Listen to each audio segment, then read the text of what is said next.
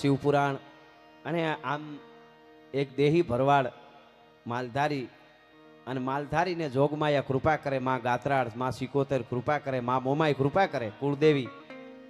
અને એને એમ થાય કે મારા બાપ દાદાના પુણ્ય મને કંઈક મળ્યું છે, હવે ભલે 100 કરોડથી ઉપર વયું જવું પડે બાબાભાઈ, કે હવે મારે પાછું વળવું નથી, મારાથી રહેવાતું નથી. કહ તૂટે કડિયા તણી અને અંગની ઉનડિયા, પછી હમીવી હામે ના મોજ તાહળી મોડિયા.